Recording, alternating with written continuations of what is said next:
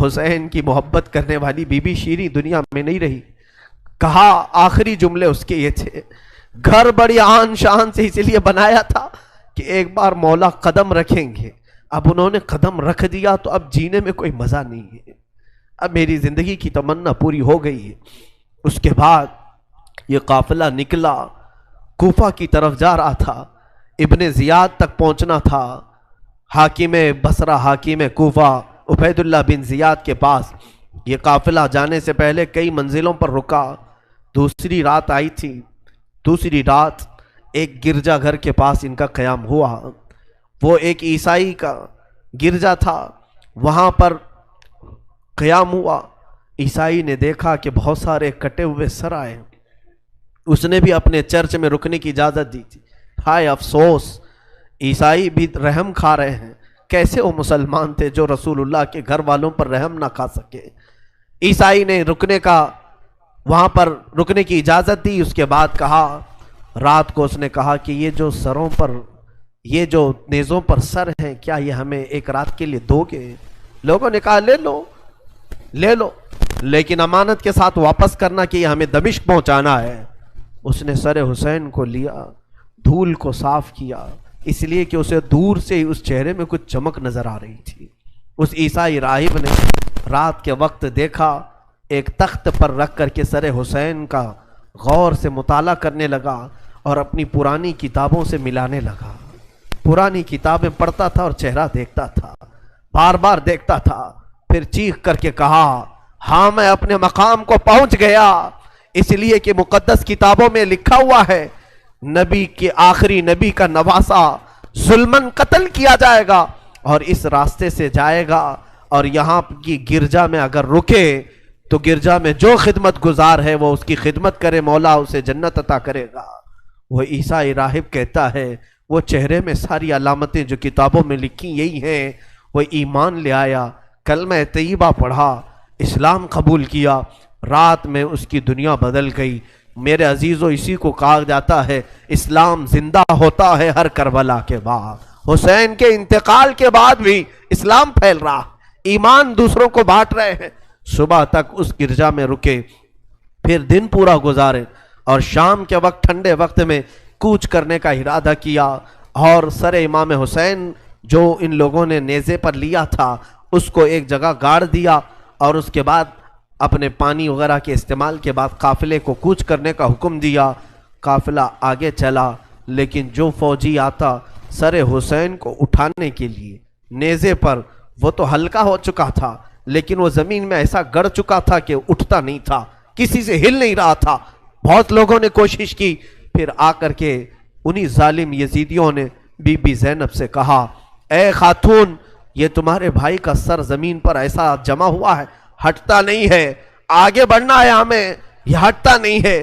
Be be زینب نے غور سے دیکھا اور کہا، قافلے میں دیکھ لو سب ہیں یا نہیں، قافلے میں سب ہیں یا نہیں. دیکھا گیا تو بی بی سکینہ قافلے میں نہیں تھی، قافلے میں موجود نہیں تھی. بی بی زینب نے کہا، وہ میرا غیور بھائی ہے، اپنے خاندان والوں کو چھوڑ کر کہیں جاتا نہیں تھا، اپنی بچی کا غم ہوگا، آگے نہیں بڑھتا، تلاشو سکینہ کہاں ہے. لوگوں نے ڈھونڈنا شروع کیا. پہاڑ کی ایک چھوٹی سی چوٹی پر وہ بیٹھی ہیں اور ایک خاتون کی گود میں بیٹھی ہیں. کوئی ایک خاتون ہے، اسے سہلا رہی ہے، تھپکیاں دے رہی ہیں. بی بی سکینہ 9 سال کی عمر میں ایک بڑی معزز خاتون کی گود میں ہچکیاں لے لے کر رو رہی ہیں اور کچھ باتیں کر رہی ہیں. بی بی زینب نے دور سے دیکھا، خاندان کی کچھ عورتیں اور آئیں، پکارا، سکینہ جانے کا وقت ہو گیا، تم یہاں کیا کر رہی ہو. دوڑ کر کے جیسی سکینہ کے قریب آئے تو دیکھا نہ وہاں عورت تھی نہ کوئی خاتون تھی. سکینہ کو اٹھایا، کیا کر رہی تھی تم یہاں، کیسے آئی، کون عورت، کس سے بات کر رہی تھی. سکینہ نے کہا، میں جانتی نہیں تھی، یہاں حاجت کے لیے آئی تھی، اچانک ایک خاتون نمودار ہوئی، اس نے مجھے گود میں اٹھایا، بوسے دینا شروع کیا، میرا ماتھا چوما. میں نے پوچھا کہ تو کون ہے، تو اس نے کہا، اے بچی تو نہیں جانتی، میں تیری دادی فاطمۃ الزہرا ہوں، میں فاطمۃ الزہرا ہوں، رسول اللہ کی شہزادی ہوں.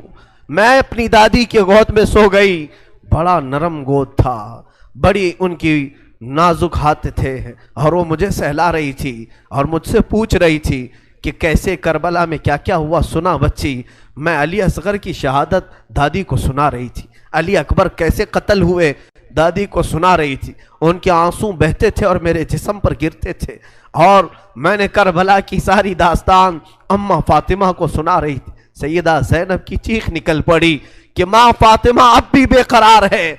इसलिए कि हज़रत इमाम मुस्लिम फरमाते हैं, एक बड़े बुजुर्ग हैं, ताबई हैं, कहते हैं मैंने ख्वाब में देखा एक बूढ़ी खातून को करबला का ये मंजर जो था 10वीं मुहर्रम को हुआ, 9 मुहर्रम को ख्वाब देखें या आशूरा की रात को उन्होंने ख्वाब देखा। कहते एक बूढ़ी औरत है, बड़ी उम्र वाली औरत है, जुब्बा उसके सर पर पड़ा हुआ है, झाड़ू लेकर मैदान झाड़ रही है, पूरा मैदान झाड़ा। तो ये इमाम मुस्लिम फरमाते हैं मैंने दूर से पुकार करके कहा बीबी कौन हो आप, ये मैदान क्यों झाड़ रही हो। उन्होंने पलटे बगैर कहा ऐ शख्स मैं रसूलुल्लाह की बेटी फातिमतुज़ ज़हरा हूँ, ये मैदान करबला है, मैं यहाँ झाड़ रही हूँ इसलिए कि कल मेरा लाडला यहाँ गिरने वाला है, कहीं कोई नोकीले कंकर उसके जिस्म में न चुभ जाए। मुझे दर्द होगा अगर हुसैन को कोई ज़मीन की कंकरियाँ चुभें, मैं साफ तो कर लूँ। फातिमतुज़ ज़हरा का गम हम नहीं जान सकते मेरे अजीज, एहसास नहीं कर सकोगे। गम की दास्तानें बड़ी हैं, बहुत हैं, वाक़यात सुनाने के लिए मेरे पास वक्त नहीं है, मैं समेटता हूँ। अज़ीज़ान गिरामी, ये ताख्त व ताराज काफ़िला, ये असीरान अहले बैत कूफा पहुँचे इब्न ज़ियाद के महल में।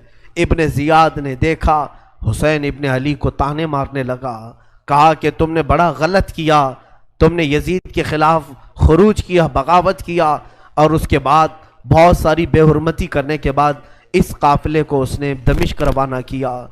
दमिश्क मुल्क शाम की राजधानी, आज भी मुल्क शाम में जिसको इंग्लिश में दमस्कस कहा जाता है, दिमश्क है वो असल। दिमश्क में जब ये काफिला पहुंचने लगा वहाँ के हालात अलग थे। बाजार शाम पर लानत हो, बाजार शाम पर का बुरा हो, वहाँ शाम का बाजार सजाया गया था, घर घर वहाँ सजाए गए थे और लोगों में ये जश्न का माहौल था कि आज बागियों के सर लाए जा रहे हैं और कैदियों को जकड़ करके मुल्क शाम खलीफा वक्त यजीद के दरबार में पेश किया जा रहा है। लोग छतों पर चढ़ चुके थे ये मंजर देखने के लिए, ये अलम जो उठा करके आ रहे थे लोग काफिले यजीद में। यजीदी लश्कर जो कूफा से दिमश्क दाखिल हो रहा था, दिमश्क के दरवाजे पर यह काफिला पहुंचा है, सरे इमाम हुसैन को नेज़े पर लेकर, अली अकबर, इमाम कासिम, अब्बास का सर लेकर ये लोग पहुंचे हुए हैं।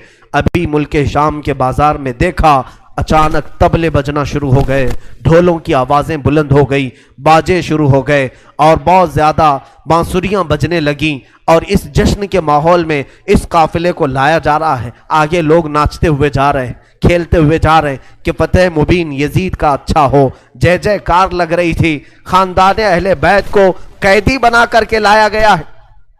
मेरे अजीजों, उस खानदान अहले बैत के साथ वहाँ जो मामलात हुए, कई लोग थे जो देखने के लिए दूर दूर से आए थे।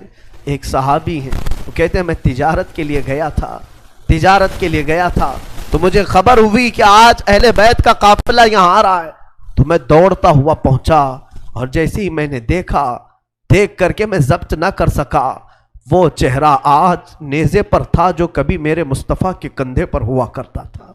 वो सहाबी कहते हैं उनके लबों पर मेरे आका अपने होंठ रखा करते थे, उनकी गर्दन को सूंघा करते थे। वो हुसैन की गर्दन को इन्होंने तलवार से अलग किया हुआ था और नेज़े पर ला रहे थे। वो सहाबी दौड़ते हुए आए, कहा मेरी जिंदगी का बुरा हो, मैं हुसैन का साथ नहीं दे सका, मैं हैदर के घर वालों का साथ नहीं दे सका। बच्चियां थीं जो कैदी बनाकर लाई गई थीं, दौड़ करके वो सहाबी आए और बीबी सकीना के पास आए।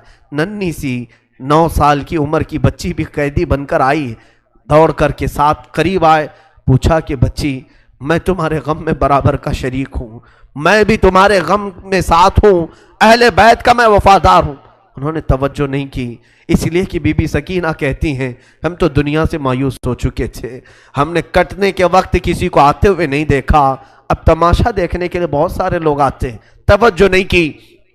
उस सहाबी रसूल ने आगे बढ़कर कहा कि सकीना मैं तुझे जानता हूँ, तू हुसैन की बेटी है, تو فاطمہ کی لاڈلی ہے، تو شیر خدا کے گھر کی شہزادی، بتا کوئی حاجت ہو، کچھ کھانا پانی کوئی چیز۔ اللہ اللہ، یہ بھوکے اور پیاسوں نے کبھی کھانا کسی سے نہیں مانگا۔ پوری داستان کربلا سننا، کبھی انہوں نے روٹی نہیں مانگا، ہاں پانی ضرور مانگا ہے۔ پانی مانگنا انسانیت کے لیے عیب نہیں، روٹی مانگنا محتاجی کی علامت ہو سکتی ہے۔ بی بی سکینہ نے کہا کہ بڑی حاجتیں پوچھ رہے ہو، کیا میری حاجت پوری کرو گے؟ کہا بتاؤ بچی، میں اپنی طرف سے جو ہو سکے کروں گا، میرے پاس پیسے ہیں، مال ہے، میں اس سے جو چاہے کروں گا۔ بی بی سکینہ نے صرف ایک درخواست کی کہ میرے نانا کے صحابی، بس اتنا کام کر لو کہ یہ جو اونچے نیزے پر میرے بابا کا سر ہے، حسین ابن علی کا، اس سر کو تھوڑا آگے بڑھا دو، یہ جو جلوس میں جا رہا ہے آگے بڑھا دو۔ ہمارے گھر کی بچیاں غور سے سنیں، میرے گھر کی عورتیں کان کھول کر کے سنو، 9 سال کی بچی کیا خواہش ظاہر کر رہی ہے۔ کہا اگر وہ نہیں بڑھتے ہیں تو انہیں پیسے دے، وہ انعام دے کر آگے بڑھاؤ۔ اس صحابی نے پوچھا کہ اس سر کو تمہارے قریب رہنا اچھا ہے، تمہارے قریب رہنا اچھا ہے، آگے کیوں بڑھانا چاہتی ہو؟ بی بی سکینہ نے کہا اس لیے کہ لوگوں کا جلوس بابا سر کو دیکھنے کے لیے آ رہا ہے، اور سارے دیکھنے قیدی بنا کر کے لائے گئے تھے۔ بیمار زین العابدین حسین ابن علی رضی اللہ تعالیٰ عنہ کے شہزادے، وہ قیدی بنا کر لائے گئے تھے۔ ایک صحابی وہاں پر حاضر ہوئے، کہا کہ کوئی حاجت ہو تو بیان فرمائیں، ہم آپ کے غم میں شریک ہیں۔ حضرت امام زین العابدین نے کوئی توجہ نہیں کی، یہاں تک کہ ایک سپاہی یزید کا ایسا تھا جو تھیلا بھر کر کے پتھر لے کر چل رہا تھا، تھیلا بھر کر پتھر لے کر چل رہا تھا، اور وہ باہر کھڑے ہوئے لوگوں میں پتھر بانٹتا تھا کہ کچھ پتھر تم لوگ برسا ہو۔ ملک شام میں جانے کے وقت کچھ لوگ وہاں صدقے کی کھجوریں پھینک رہے تھے اس اہل بیت کے گھرانے پر، اور کچھ لوگ پتھر برسا رہے تھے۔ یزید کے یہ مخالف لوگ ہیں، باغی لوگ ہیں، ان کے دلوں میں یزید کی محبت تھی، بنو امیہ کے وفادار لوگ تھے۔ اس قافلے پر کچھ لوگوں نے پتھر برسائے، وہ قافلہ اب اور کتنے زخم اٹھاتا، اب ان کو چھوڑا کیا تھا، لوگوں نے سارے زخم تو دے دیے تھے۔ امام زین العابدین نے اس صحابی سے کہا کہ دیکھو یہ پتھر برسا رہے ہم پر۔ وہ صحابی نے تلوار کھینچ لی اور اس کو قتل کرنے کا ارادہ کیا، آپ نے منع کیا، رک جاؤ رک جاؤ، اس لیے کہ بہت سارے قتل میں نے اپنے بابا کے دیکھے، اور وہاں کوئی بھی اپنی تلوار لے کر ہمارے مدد کے لیے نہیں آ سکا۔ امام زین العابدین کا یہ لٹا ہوا قافلہ یزید کے دربار میں لایا گیا، اور سر امام حسین کو ایک تشت میں رکھ کر پیش کیا گیا۔ یزید اپنے ہاتھ میں چھڑی لے کر مولا حسین کے لبوں پر مارتا تھا اور کہتا تھا حسین تمہاری جوانی ختم ہو گئی، کاش تم میری بیعت کر لیتے تو تم زندگی سے ہاتھ نہیں دھوتے، اور کبھی میں نہیں چاہتا کہ تمہارا قتل ہو جائے۔ اس نے جھوٹے الفاظ میں لوگوں کو اس طرح ورغلایا۔ سیدہ زینب نے وہاں پر ایک جرأت مندانہ خطبہ دیا تھا، مولا حسین کی سگی بہن یزید کے دربار میں خطبہ دی تھی، اور اس کے بعد پھر یہ اسیران اہل بیت کو یہاں ملک شام میں چند دن ٹھہرایا گیا اور آزاد کیا گیا، مدینہ طیبہ کے لیے رخصت کرنے کا حکم ہوا۔ یہ لٹا ہوا قافلہ مدینہ آیا۔ اللہ اللہ، مدینے کو جب یہ لوگ پہنچے، اہل مدینہ کہتے ہم کو وہ شہادت کی خبر پہلے سے مل گئی تھی، کربلا میں مولا حسین کا قتل ہو چکا ہے، خاندان اہل بیت کے ساتھ برا سلوک ہوا ہے۔ پورا مدینہ سرحد پر آ کر کھڑا ہو گیا تھا، مدینے کے باہر انتظار میں۔ وہاں ننھی سی سغرا بھی تھی، مولا حسین کے کچھ گھر والے بھی تھے، وہ انتظار میں تھے۔ جیسے ہی لوگ مدینہ طیبہ میں داخل ہونے لگے، بیویوں کو دیکھ کر مدینے والے چیخ پڑے، سارے مدینے والے زاروں قطار رونے لگے۔ سیدھا یہ قافلہ آیا بارگاہ رسول میں، مصطفیٰ صلی اللہ علیہ وسلم کی قبر انور کے پاس پہنچ گیا، اور پھر بی بی زینب وہاں کھڑے ہو کر شروع سے لے کر اخیر تک کی داستان میرے آقا کو سنانے لگی۔ یا رسول اللہ، آپ کا دوش پر سوار ہونے والا شہزادہ، آپ کا محبوب نظر حسین بڑے زخموں سے چور چور تھا۔ یا رسول اللہ، وہ کربلا میں لاشیں اٹھاتا رہا، پیاسا رہا، بھوکا رہا۔ مدینے کے لوگ کہتے ہیں پورا مدینہ صرف زندگی میں 2 مرتبہ سب سے زیادہ رویا ہے ایک اس وقت جب میرے آقا کی وفات